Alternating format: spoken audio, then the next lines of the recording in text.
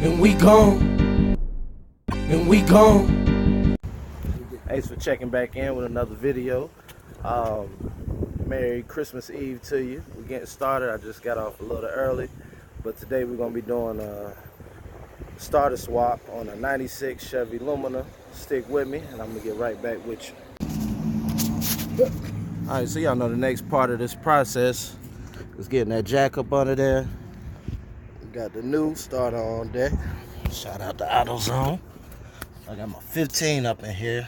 Not in a bad location at all. It's actually pretty easy to get to. So we're gonna start with the 15. I'm gonna pull that down, and we also have another bolt. If you see my hand, it's right up under here.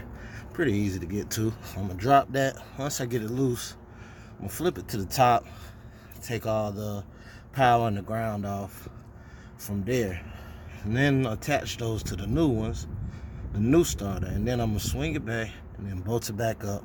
And the first thing you want to do before you do all that, you want to take the negative terminal off the battery. You don't want that at all, and you don't want to mess the new starter up in the process or anything else. But in the meanwhile, I'm gonna... all right, this is another part of this video. So I'm looking for the other bolt, couldn't find it, found it, and actually the starter had its own housing it was surrounded by, and there was one screw, a 10mm screw that was holding it in. Yeah, I know I need to put some gloves on, but hey, it's mechanic hustle. We get it done and then we wash our hands. Then we hustle some more. But we're gonna get through this other bolt. I'm gonna try an extension to keep me from going all the way up under it. But yeah, I believe that'll work. But other than that, we'll be right back with you. Alright, so we're back. Got the starter out of the nest, and now I'm gonna take these connections loose. Got the power on the ground.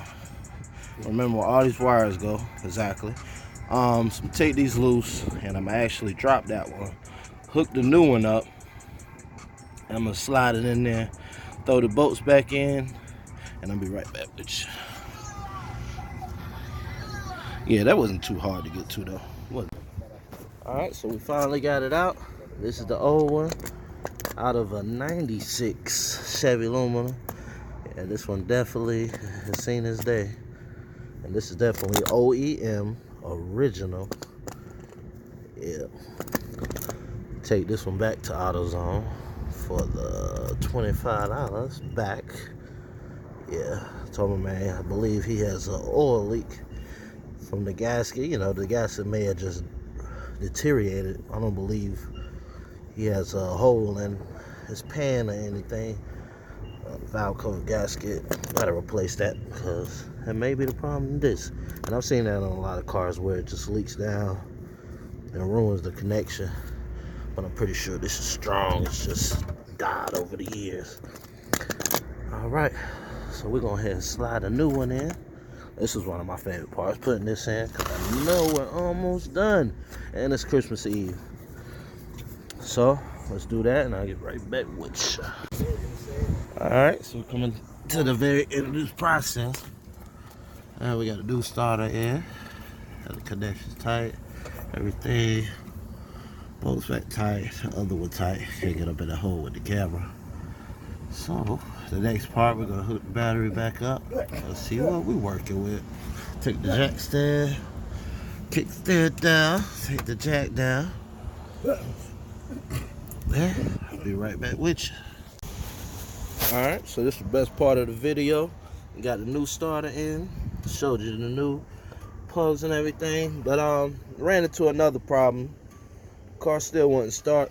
And we found out it was the compressor pulley that was locked up. So what we had to do is get a bypass pulley for this 96 Chevrolet Lumina. So we installed that. The car fired right up. And we're gonna try it one more time. Let's see how we looking right now. Go ahead and fire it up for me, Slim. Oh yeah, that's the best part that's the best part of the job right there. That's it for this video. To the next one, get right back with you. And we gone, and we gone.